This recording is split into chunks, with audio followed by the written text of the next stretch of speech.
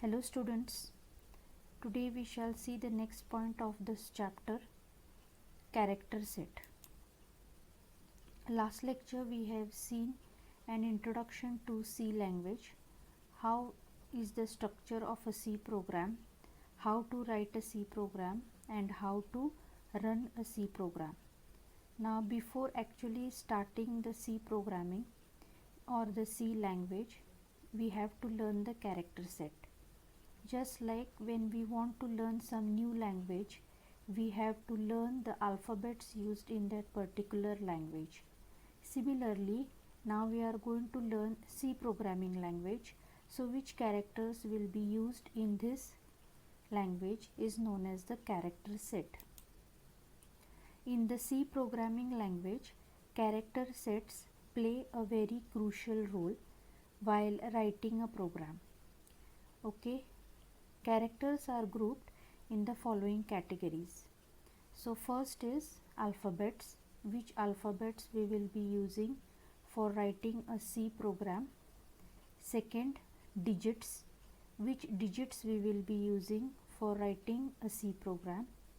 There are some special characters which we can use in our C programs. And last is the white spaces. White spaces means nothing but blank spaces. The alphabets and digits are together called the alphanumeric characters. Okay, so which alphabets we can use? All the alphabets in capital from A to Z, that is we say uppercase letters. Capital letters means uppercase letters, so all alphabets from A to Z, and lowercase letters, that is small from A to Z. So we can use all the regular English like alphabets A to Z and their combinations. Next is the digits. We can use all the digits from 0 to 9 and their combinations.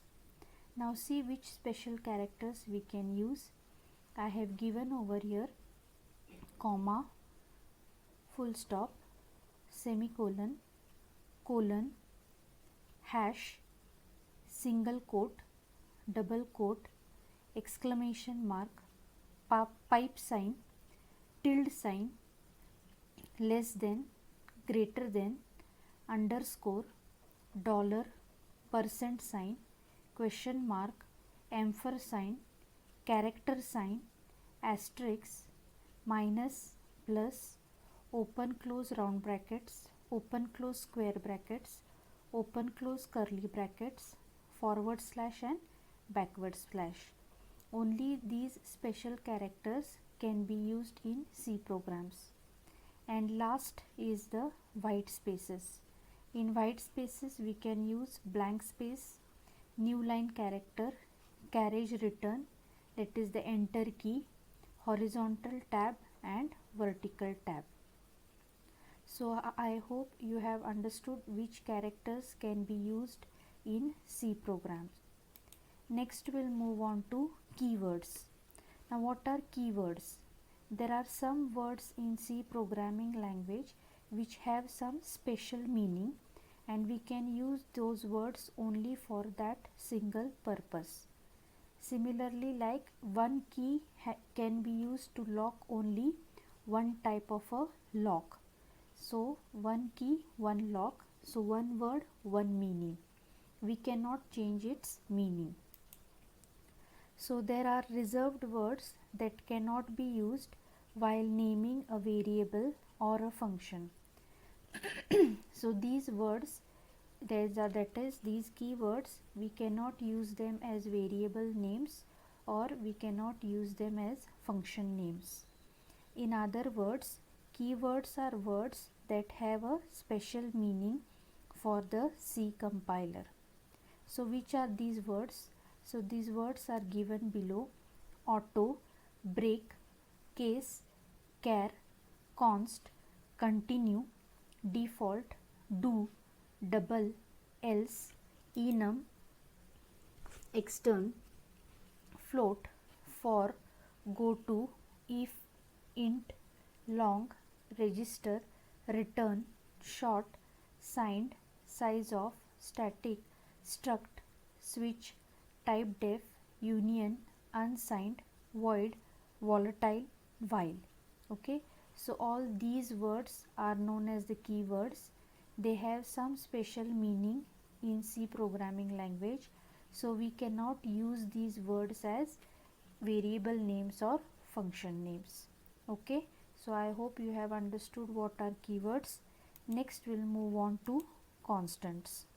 We have, you know what is a constant, and we have already used it in our maths or any other the sums or programs. Okay, so what are constants? Constants are nothing but the value which cannot be changed, the value which remains fixed. Okay, so constant does not change its value during the entire execution of the program. So those values whose those values which do not change during the execution are known as constants. Constants can be classified as integer constant, floating point constants, character constants, and enumeration constants. Okay, we will see all these constants in details, or as we do programming we will come to know. So here I have given you some example. 48 is a constant. 6432 is a constant. 001 is also a constant. Okay, now here I have given 9 space 64. Okay, now there is a space between 9 and 6, so this cannot be a constant, so it is an invalid constant. A constant is a fixed value assigned to a variable which cannot be modified in a program. It can be a number, character, or a character string that may be used in a program. Constants are also known as constant literals. Okay, but we will use the word constant. You can declare a constant in a C program by using the const keyword. Okay, so if we want to declare a variable or a value as a constant, we are going to use the keyword const. What is a keyword? We have seen in the previous point.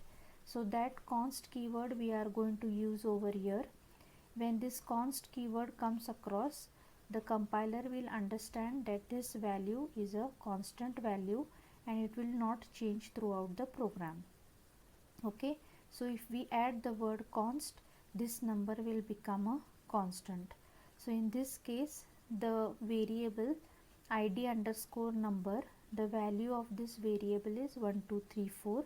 So it is a constant variable, which means the value is not going to change. Okay, so I hope you have understood what is a constant. Next we'll move on to the different types of constants. First type of constant is an integer constant. It represents a whole number. Okay, so numbers without a decimal point, that are whole numbers. It displays a sequence of digits without any decimal point. It can be prefixed with a plus or minus sign, which means it can be a positive number or a negative number. So here I have given some examples. 241 minus 3221 plus 12 minus 32,010, 7,773. These all are integer constants. Some are positive, some are negative. Okay, integer constants can be specified in three ways. Now you must have learnt this in electronics. We will just revise it over here. First is the ordinary decimal number. So the decimal number always has the base 10. So for example, 175 is an integer constant specified in base 10. Decimal integers consist of a set digits 0 to 9 preceded by an optional plus or minus sign. Embedded spaces, commas and non-digit characters are not permitted between digits. Okay, so here which are the examples which I have given over here. 15 space 750, it is invalid because there is a space over here. Now in this case 20,000, I have used a comma over here, so this is again not a valid integer constant. Here $1000, I have attached a sign dollar over here, so again this is not an valid integer constant. Okay, next we'll move on to the second type of integer constant, that is octal numbers. So you know that octal numbers, the base is 8. Octal numbers are specified with a leading O. Okay, this is O. Rest of the digits consist of those lying between 0 and 7. So here the given example is O175 is an integer constant specified in octal whose base is 10, sorry it is 8, or decimal value is 125. So O37, O437, O551, etc. And the last type of integer constant is a hexadecimal number which has the base 16. Hexadecimal numbers are specified with OX in small or OX in capital at the beginning.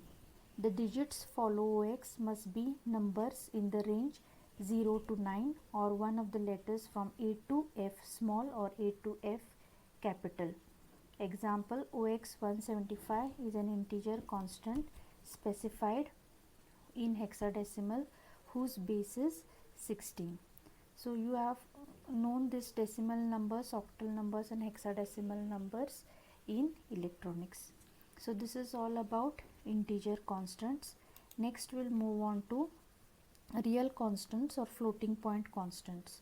So in integer constants we are going to use numbers without decimal points, and suppose if we require some accurate values, we will require numbers with decimal points. So numbers with decimal points are called real constants or floating point constants. These represent a number that has a decimal point. It displays a sequence of digits preceded and followed by a decimal point. It can be preceded by either a plus or minus sign. So the examples given over here, minus 221.06 plus 14.75, 0.0007 and 52.7. These are valid real constant or floating point constants. A real number may also be expressed in exponential or scientific notations. You must be knowing this in maths, that we have the mantissa part and the exponent part. The mantissa is either a real number expressed in decimal notation or an integer. The exponent is an integer number with an optional plus or minus sign. The letter E separating the mantissa and the exponent can be written in either lowercase or uppercase. So I hope you have understood what are real constants. Next we'll move on to single character constants. So we have seen integer constants where we are going to use numbers. If we require some characters, we are going to use single character constant.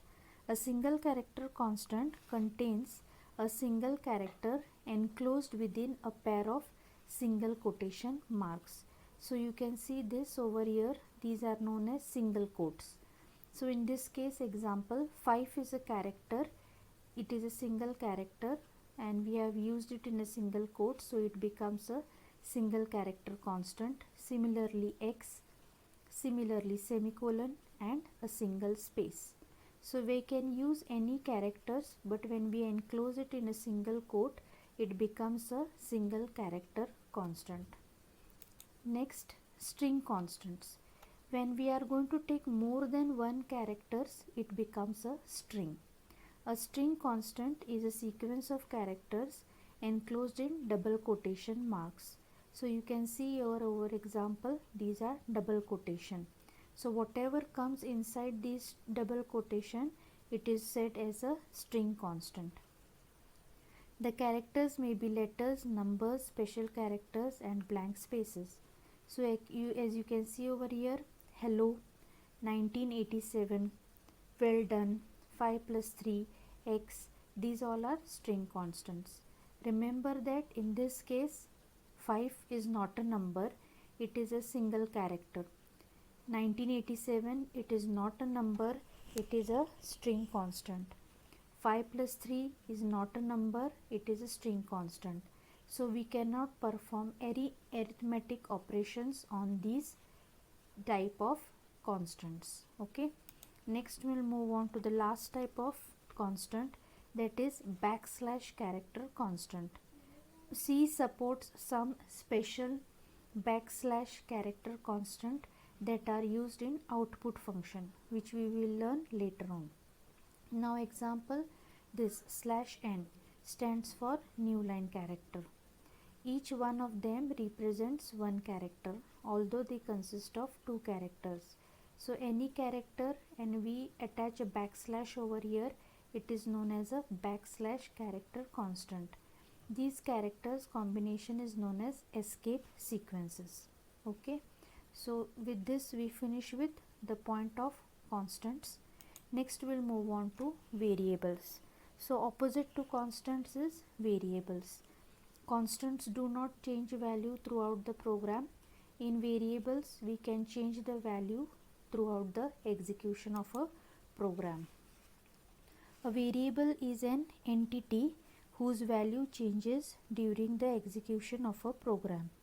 As variables are used to identify a value, they are also called identifiers. Variables also refer to a special location in the memory where data can be stored easily.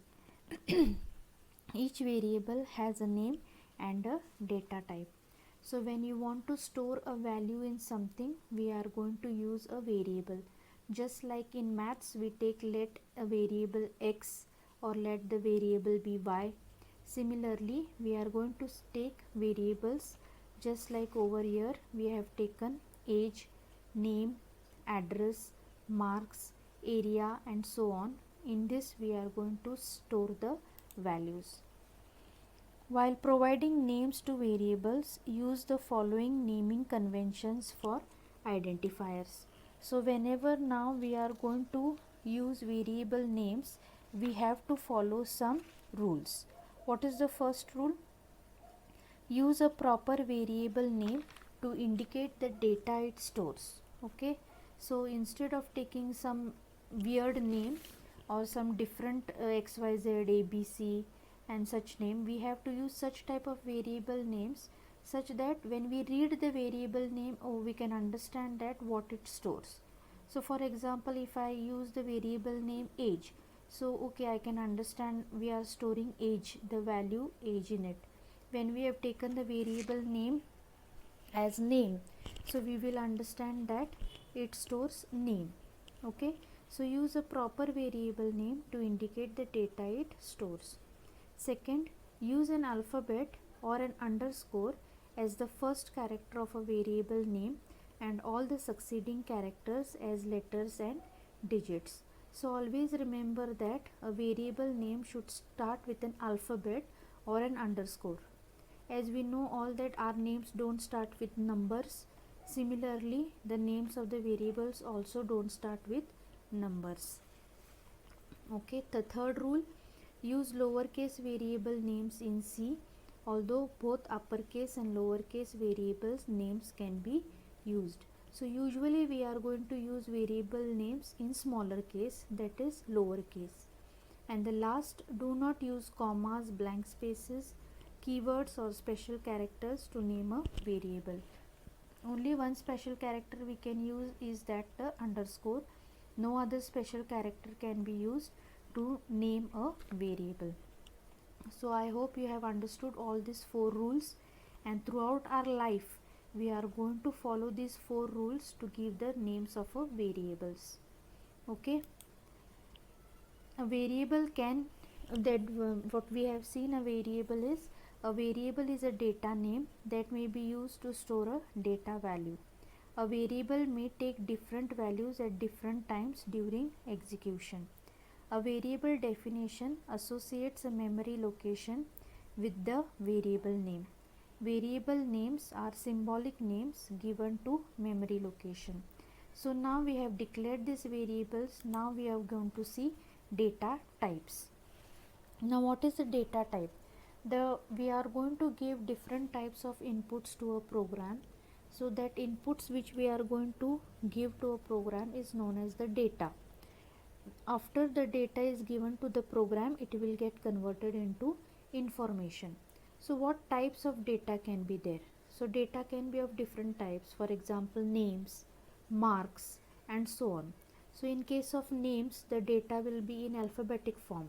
When we are giving the marks, the data may be in numeric form. Okay, so what type of data we are going to give to the program? This is known as the data type. C language is rich in its data types. A data type defines the type of data that is stored in a variable. A data is a variable that can be a data in a variable can be of any type, such as numeric, character, or boolean. A data type determines how many bytes are to be allocated to a variable. Okay, this is very important.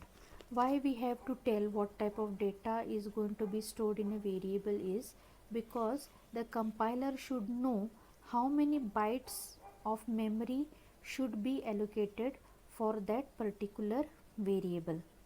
It also determines the permissible operations on variables, because we cannot perform arithmetic operations on alphabets, but we can perform arithmetic operation on numbers. So we have to tell the compiler what type of data is going to be stored in the memory or in a variable. ANSI C supports three classes of data types. Basically there are three types of data types: primary or fundamental data type, derived data type, and user defined data type. In this semester we are going to learn about primary or fundamental data types. C has some built-in data types. The built-in data types are called basic or primary data types. Okay, all C compilers support 5 fundamental data types, namely integer. Okay, we are going to denote it with the keyword int. Second is character data type. We are going to indicate it with the keyword char. Third is floating point data type. We are going to indicate it with the keyword float. Double precision floating point. We are going to indicate it with the keyword double. And last is void. Okay, now we will see all these data types in details. The first one is int. The int data type is used to store whole numbers, which are a set of non-negative integers including 0. As we have seen in the previous integer constants, similarly we have here integer type of data. The range for an integer data type depends on the word length defined by a computer. C has three classes of integer storage, namely short int, and long int in both signed and unsigned form. Okay, so all whole numbers will, when we want to store in a variable, will declare that variable as integer. Okay, so for integer we are going to require 2 bytes of memory. Next is the floating point. The float data type is used to store real numbers that have a single precision floating point. Floating point numbers are numbers that contain a decimal point, either to the left or to the right of the integer. Floating point or real numbers are stored in 32 bits with 6 digits of precision. So 32 bits means 4 bytes. Floating point numbers are defined in C by the keyword float. So we have discussed floating point constants previously. Similarly here we are going to use floating point data type when we want to store numbers with decimal points in variables. Next is double data type. The double data type is used to store real numbers that have double precision floating point.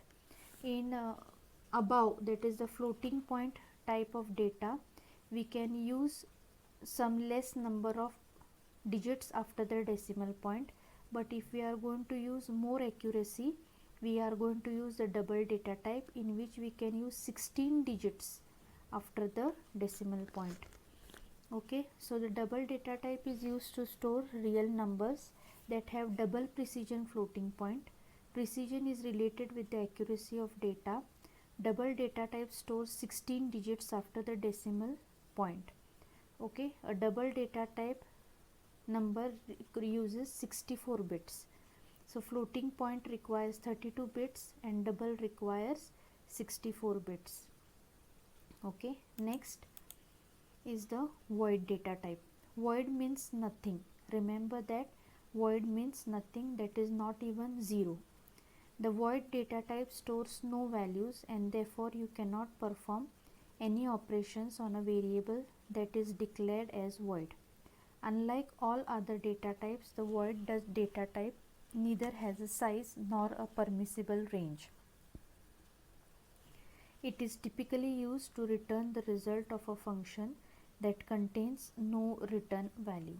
Okay, just remember that void means nothing. And the last type of data, the char or character type data. A single character can be defined as a char type data. Characters are usually stored in 8 bits. That is, to store one character we will require only 1 byte of data of internal storage. It can store data that is either a character constant or a string constant. So with this we finish with data types. Now we have seen what is a variable, we have seen what is a data type. Now we are going to see how to declare a variable. We are going to require both how to write a variable name and how to write a data type. In a C program, you must declare a variable before using the variable. Okay, declaration does two things.